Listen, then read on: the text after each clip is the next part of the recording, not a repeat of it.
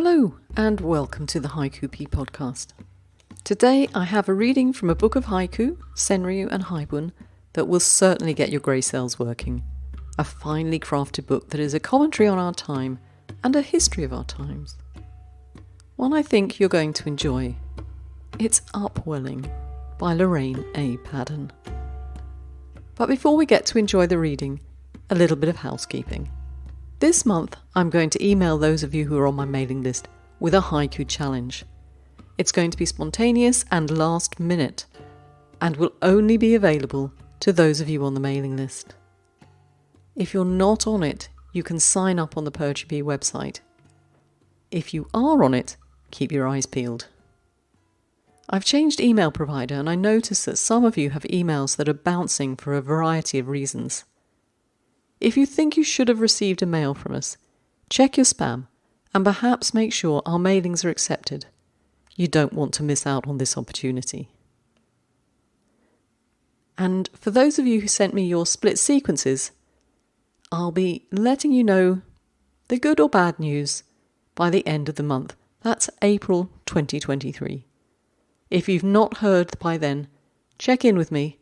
Things do go astray in the ether, don't they? Apart from our flash haiku in April, the next reading period is haiku and senryu in May. Do check the submissions page of the website. Again, you don't want to miss out. And now for the main event. Lorraine A. Padden and her book, Upwelling.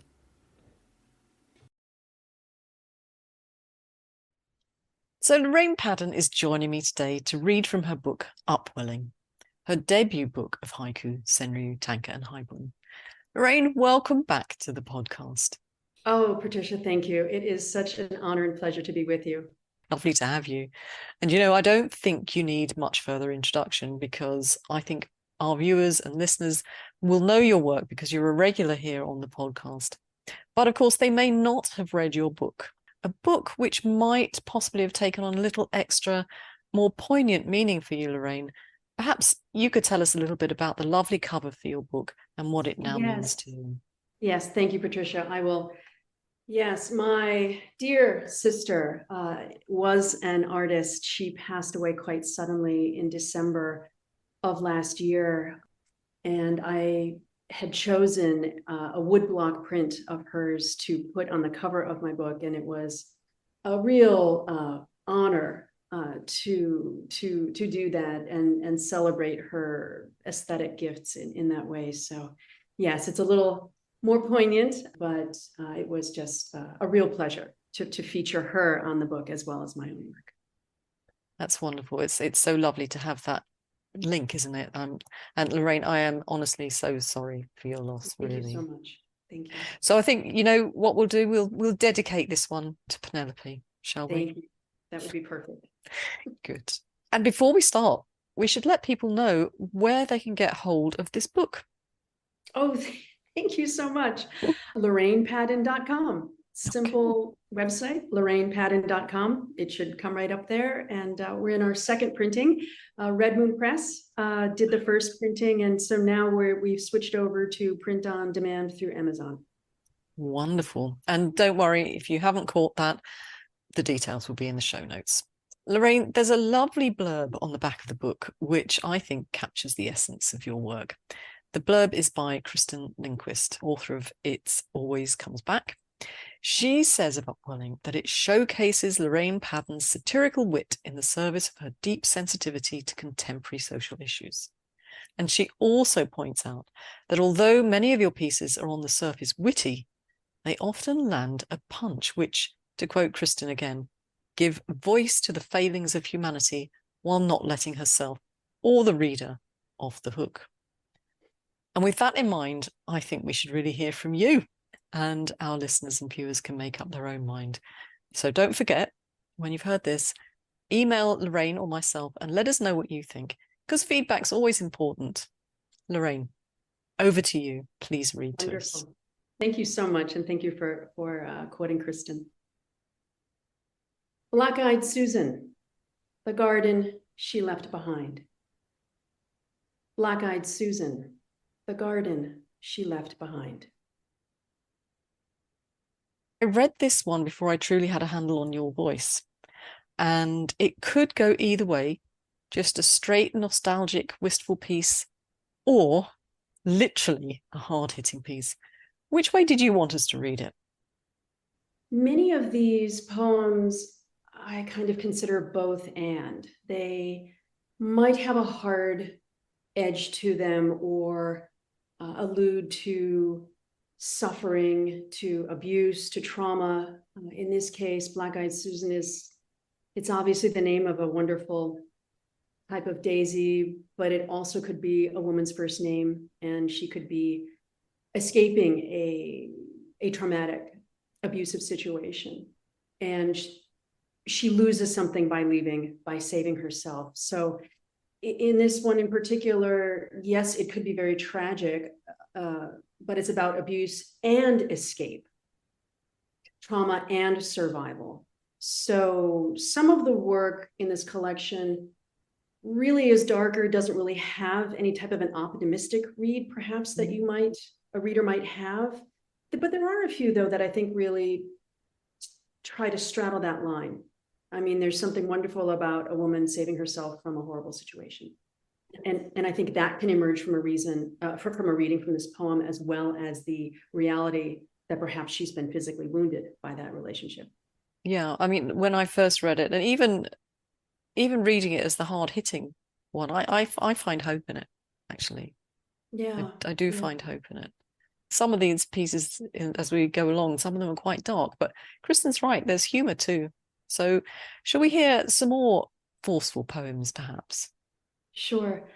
This next one is a monostick, or a one-line haiku. Back to school special on flak jackets and masks. Back to school special on flak jackets and masks. This next one is a traditional three-line. Exposed bedrock. The all-white jury acquits. Exposed bedrock. The all-white jury acquits. Do you find it cathartic to write about these social issues, these societal issues? I do. I do. This collection arose out of many months of my own visceral, personal reaction to what was happening in the world around me. Mm-hmm. And the response arose through these poems. And ultimately, it would be wonderful if a reader or writer takes these poems, takes the ideas or the images, the realities embedded, our common humanity that's embedded in these poems, and let it inspire their own work, whether that comes out as haiku or visual art or prose or anything else, movement, visual art. I really don't have any control over these works except perhaps my own intention, but I love all work that really continues to blossom and inspire other readers and writers and artists. Let me share a quote with you from Christine Todd Whitman. Now, she is a politician and I'm not an American, so I don't really know what side of the political argument she comes down on. So for me, that's irrelevant. But what she said, or apparently said, was that anyone who thinks that they're too small to make a difference has never tried to fall asleep with a mosquito in the room. I thought that was very appropriate to this work. I mean, you've talked about you hoping that other artists and creatives would pick this up and find some inspiration for their work. And if they do, and hopefully they will, then that spreads the message a little bit further. It's like a rolling stone, isn't it? It gathers momentum. It could make such a difference if people really take on board some of the things you're saying. Yes, I agree. And I also think that in the world of haiku, I mean, there are other sort of, truth-telling, socially engaged poems out there. There are other haiku poets that are working in this medium, but I also feel that perhaps there is also a shift toward incorporating, bearing witness to things that are happening around us that are bleak and dark, and letting that inform our work as haiku poets. And it's part of our common humanity. I mean, even if I'm sitting on my couch here in California, watching what's happening in the war in Ukraine, that is deeply impactful to me. And I'm sure that's true for a lot of people. Witnessing what's happening in society around me and how it affects me actually also very directly is something that I think needs to show up in our work. At least that's what arose in me as I was exploring different images and different themes in my own work. This really rose to the surface of something that I didn't want to turn away from. Mm-hmm. I mean, we can all go out into our backyards and be beautifully moved.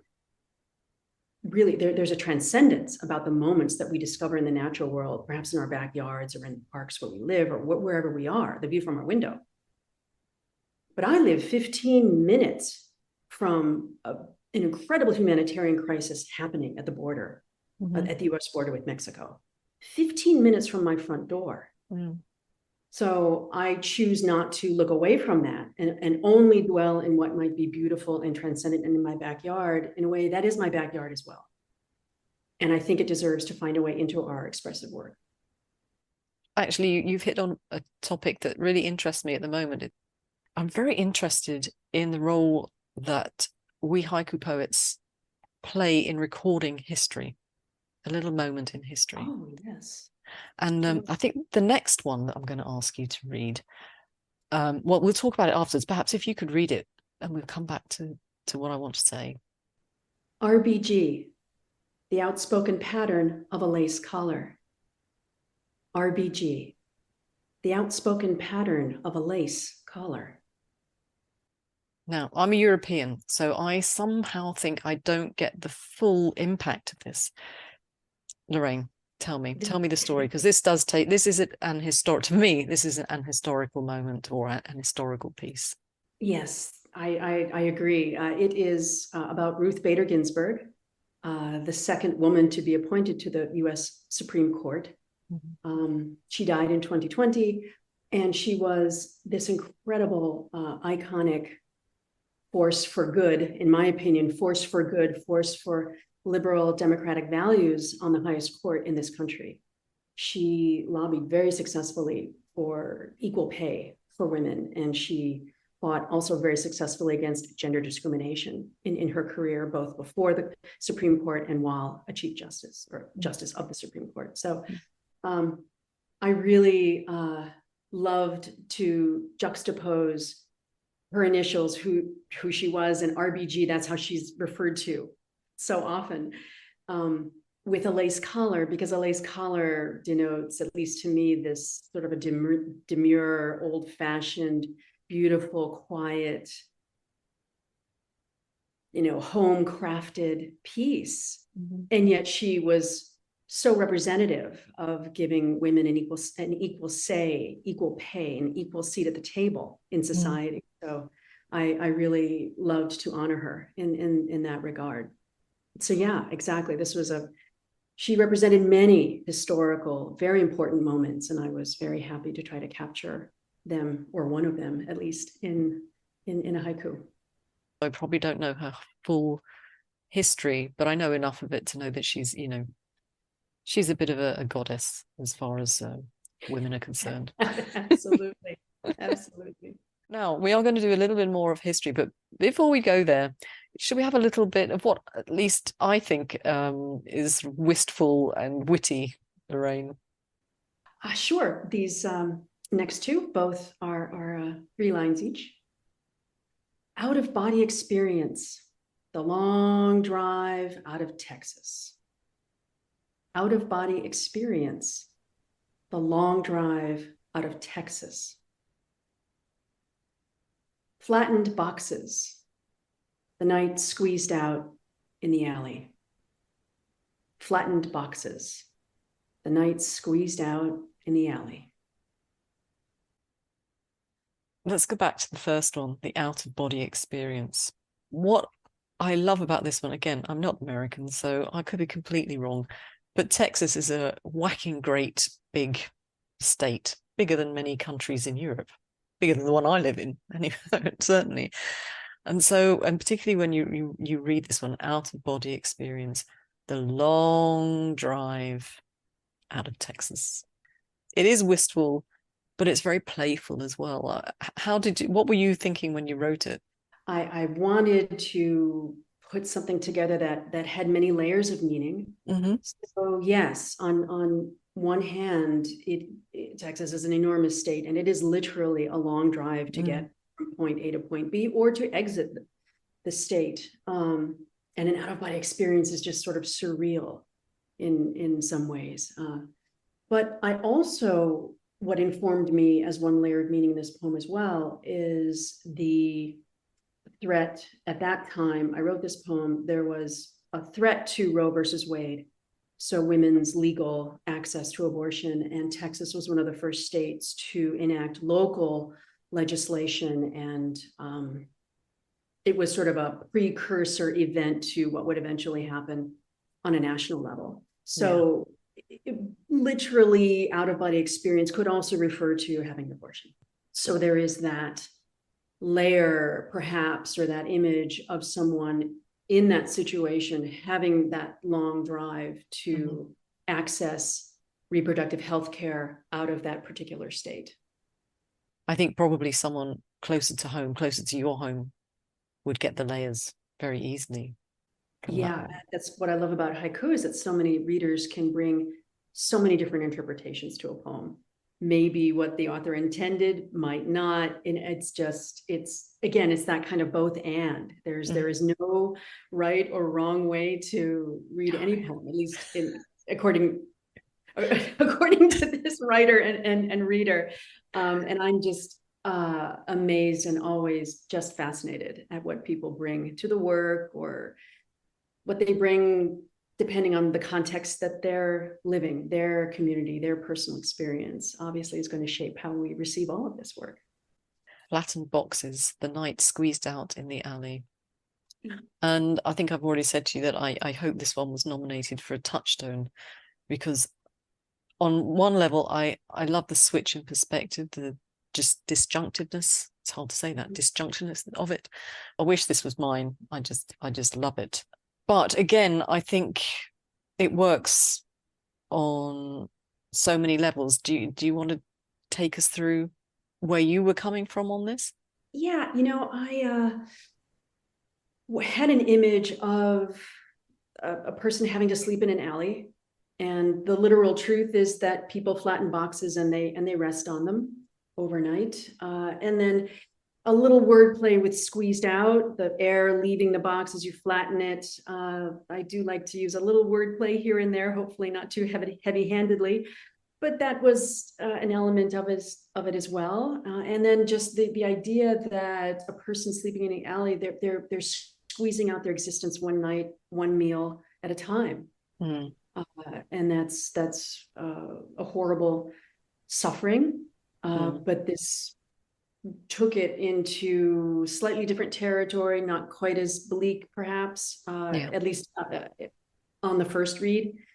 But obviously there's a humanitarian crisis afoot here as well, that's manifesting by this night having to be squeezed out anywhere, not in a bed at home, but in some alley. So yeah, I mean, I think this is possibly one of the examples of what Kristen was talking about when she said that you're giving voice to the failings of humanity, not letting you or me, the reader, off the hook. But you're really not doing it, as you said, in a heavy-handed way. You're not really getting in our face and telling us, this is wrong, this is terrible. You're giving us an opportunity to think about it, come to our own conclusions. And frankly, if I took that opinion, it would be very inauthentic, because as much as I am active in my own community on homelessness issues, and I lobby where I can and do what I can as one individual to do something helpful in this situation, I still will walk by an alley where people are living. I bear witness to it at the same time that I try to help. So in some way, it didn't really feel right for me to take this. Yes, this is wrong. It's horrible. But I am also somewhat complicit in this, because I'm a member of this culture. I can do what I can, but the problem still exists. So simply, I guess, passing judgment on it or calling attention to it, that is one strategy. And I do have some work that really does that. But I also, as I write more of this work, try to cultivate a sensitivity to my own complicity, my own involvement in being part of the problem, quite frankly, that is not in my backyard, but is 15 minutes from my front door. And it's overwhelming as well for all of us. And maybe writing some haiku about it is a way to surface some of that anxiety, some of those emotions that are swirled around in how society is suffering around us and how we contribute, how we help, how we bear witness to it, how we look away. If anything, this collection probably is designed, or hopefully designed, to help people just not look away. When I read Flattened Boxes, The Night Squeezed Out in the Alley, it left me sort of breathless, very anxious. And I can't quite put my finger on it. I think it's the second line that does it. The night squeezed out. I think that's what makes me anxious. So I think it's a very, very, very effective. Did it come to you just like that, or did you have to work on it? I've written a few poems around that theme, and I just wasn't, they didn't quite resonate well, or they were, too wordy, or just wasn't quite succinct. The images weren't clear enough, or perhaps concrete enough. So I had been working a while on that theme, and this one just sort of emerged, I think, once I landed on boxes, because I was dumpster for a while, and dumpster appears in other work in this sort of along these lines. And I read other poems that really treat it very, very well, very successfully. So I was just looking for other concrete images. And once I think boxes emerged, then I thought, okay, then the squeezed out, deflating the box to then make it a bed of sorts became the final direction for it. We're going to go on. We're still going to stick with some hard themes, but we're moving further away from your own environment and into history again. Not that the others aren't, but just into history that possibly I have more connection with than the history going on your side of the Atlantic, Lorraine.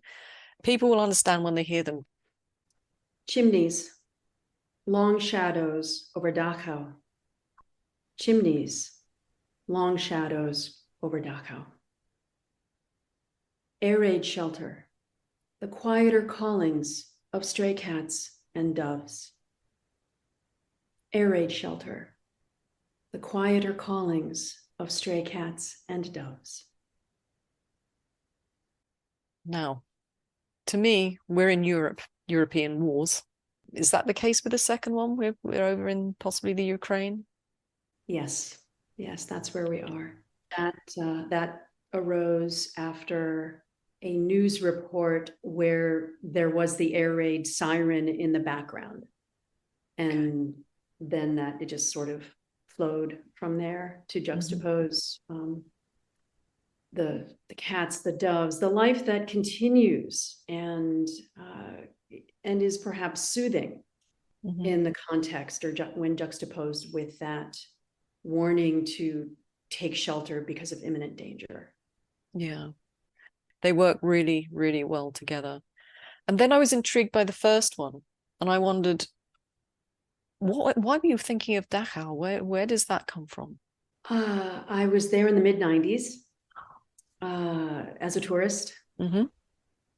And my father served in World War II, not in the European arena, but in the South Pacific. So I have written a few brief pieces about him, about his memories he shared with me, but this one arose from my own experience. And it doesn't literally refer to the height of the chimneys, the architecture itself, but it's just the idea that there is this obvious long shadow of history, sorrow, suffering, and incredible human tragedy that is Dachau, that Dachau represents. And of course, the chimneys, obviously, the symbol, the literal symbol of where people were exterminated and bodies were bodies were burned. So there's that concrete reference as well.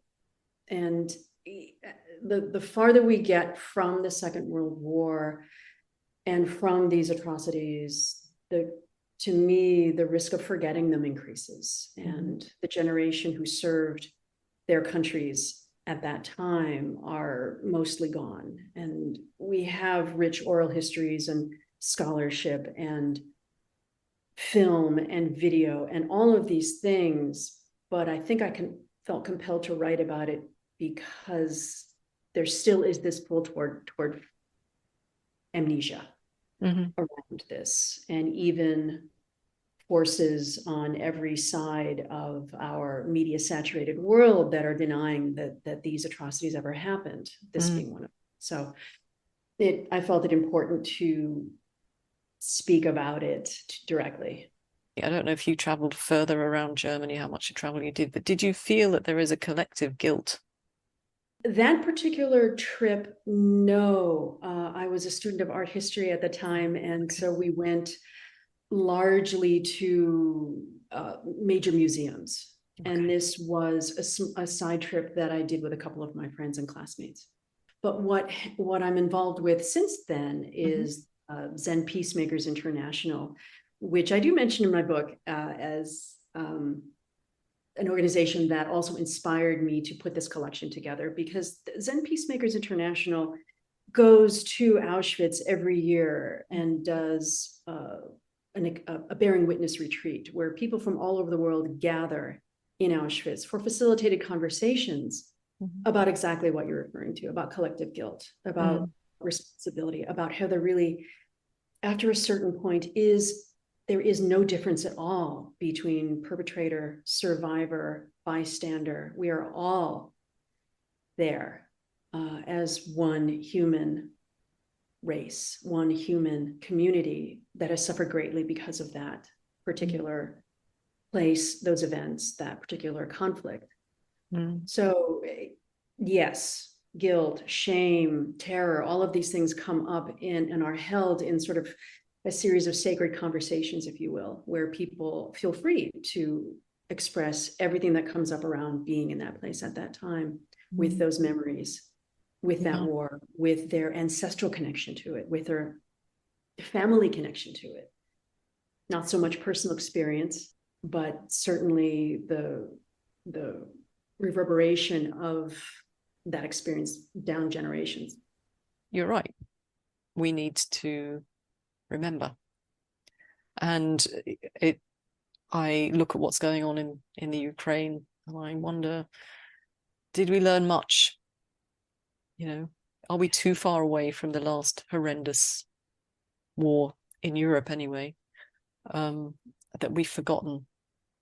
We are a very violent, litigious species on the planet, apparently. And, looks like it, yeah. Yes, we go through these cycles of well-being and violence. It's really quite interesting to look at the span of history. So, as much as I think we're fated to continue to endure these cycles as long as they last, as long as the planet will sustain them, or we on the planet will sustain them.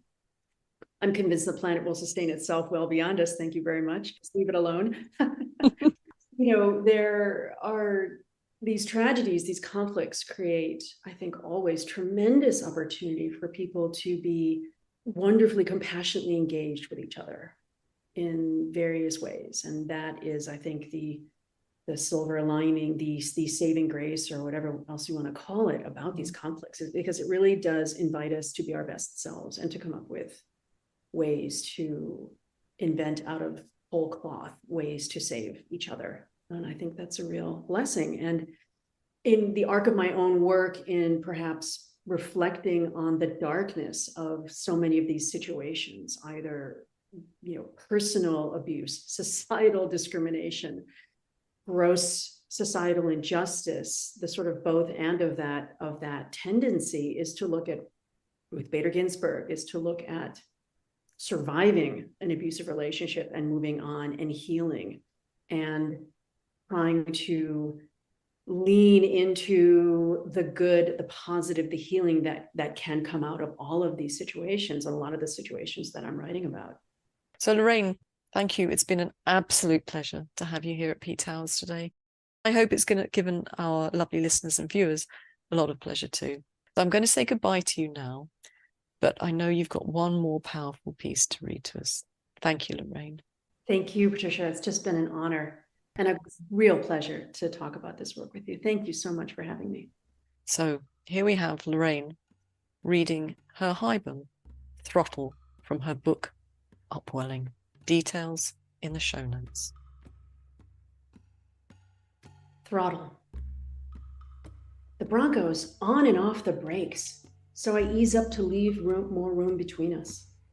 Some swerving each time the driver reaches over to tend to what I imagine must be an excited puppy in the passenger seat. Playdate. He pulls over to the curb so everyone behind him can make their way around. The sound of marbles. Those curious dog ears suddenly become the tousled hair of a young boy cowering as Bronco lifts himself out of his seat and leans over with both hands, hitting the floor.